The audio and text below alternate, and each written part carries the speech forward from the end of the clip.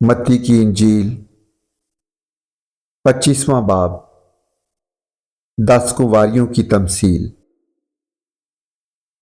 اس وقت آسمان کی بادشاہی ان 10 کنواریوں کی مانند ہوگی جو اپنی مشلیں لے کر دولہا کے استقبال کو نکلیں۔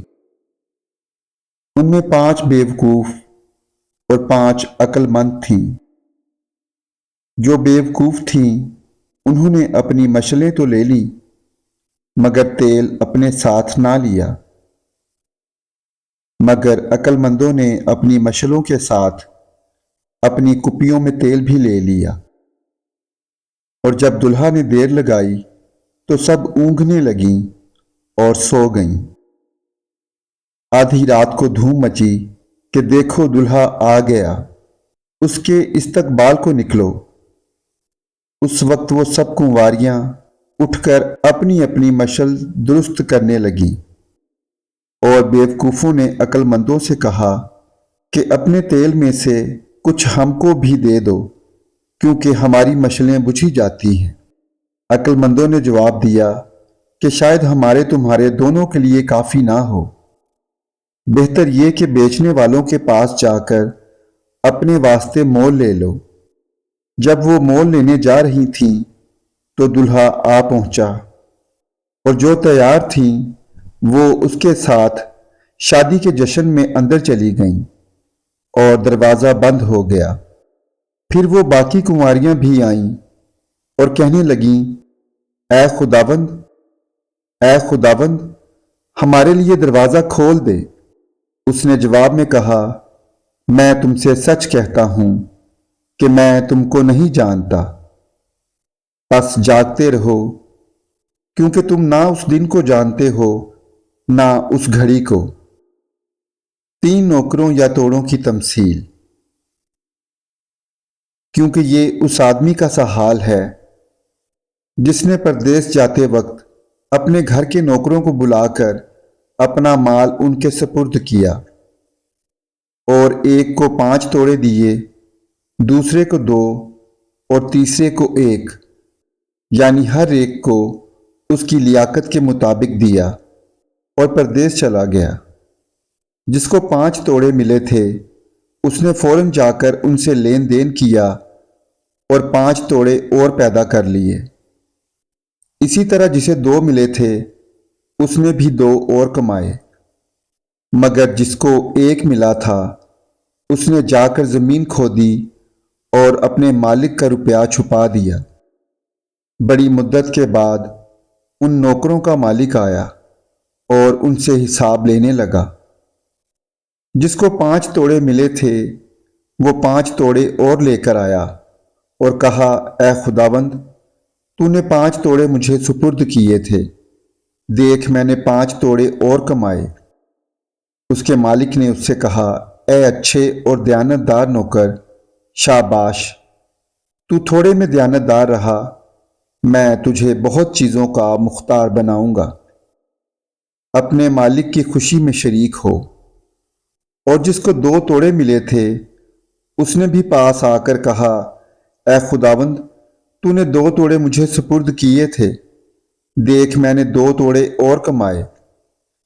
اس کے مالک نے اس سے کہا، اے اچھے اور دیانتدار نوکر، شاباش، تو تھوڑے میں دیانتدار رہا، میں تجھے بہت چیزوں کا مختار بناؤں گا۔ اپنے مالک کی خوشی میں شریک ہو۔ اور جس کو 1 توڑا ملا تھا وہ بھی پاس آ کر کہنے لگا، اے خداوند، میں تجھے جانتا تھا کہ تو سخت آدمی ہے، اور جہاں نہیں بویا وہاں سے کاٹتا ہے، اور جہاں نہیں بکھیرا وہاں سے جمع کرتا ہے۔ پس میں ڈرا اور جا کر تیرا توڑا زمین میں چھپا دیا، دیکھ جو تیرا ہے وہ موجود ہے۔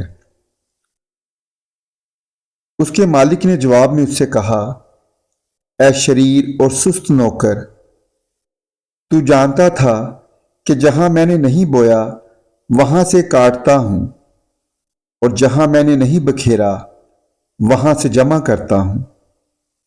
پس تجھے لازم تھا کہ میرا روپیہ ساہوکار کو دیتا، تو میں آ کر اپنا مال सूद समेत लेता। बस इससे वो तोड़ा ले लो और जिसके पास 10 तोड़े हैं उसे दे दो, क्योंकि जिसके पास है उसे दिया जाएगा और उसके पास ज्यादा हो जाएगा, मगर जिसके पास नहीं है उससे वो भी जो उसके पास है ले लिया जाएगा। और इस निकम्मे नौकर को बाहर अंधेरे में डाल दो, वहां रोना और दांत पीसना होगा। आखिरी अदालत। जब इब्ने आदम अपने जलाल में आएगा और सब फरिश्ते उसके साथ आएंगे, तब वो अपने जलाल के तख्त पर बैठेगा और सब कौमें उसके सामने जमा की जाएंगी, और वो एक को दूसरे से जुदा करेगा, जैसे चरवाहा भेड़ों को बकरियों से जुदा करता है, और भेड़ों को अपने दाहिने और बकरियों को बाएं खड़ा करेगा।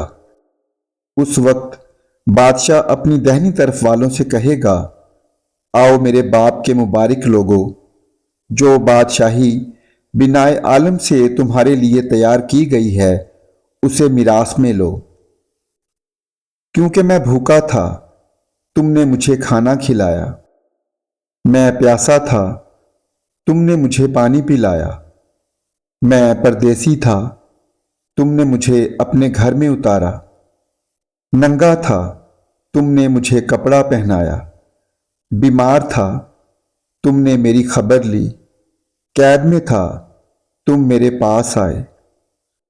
तब रास्तबाज जवाब में उससे कहेंगे, ऐ खुदावंद, हमने कब तुझे भूखा देखकर खाना खिलाया या प्यासा देखकर पानी पिलाया?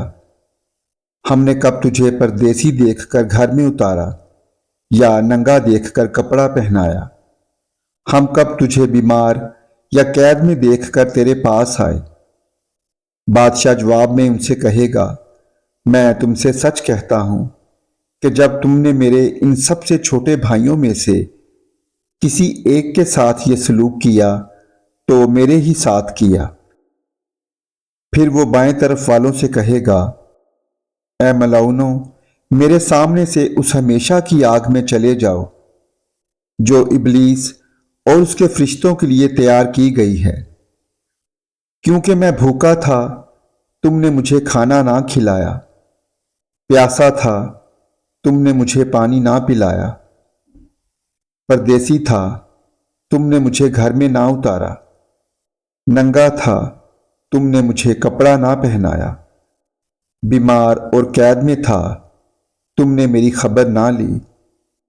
तब वो जवाब में कहेंगे, ऐ खुदावंद, हमने कब तुझे भूखा या प्यासा या परदेसी या नंगा या बीमार या कैद में देखकर तेरी खिदमत ना की? उस वक्त वो उनसे जवाब में कहेगा, मैं तुमसे सच कहता हूं कि जब तुमने इन सबसे छोटों में से किसी के साथ ये सलूक ना किया तो मेरे साथ ना किया। और ये हमेशा की सजा पाएंगे, मगर रास्तबाज हमेशा की जिंदगी।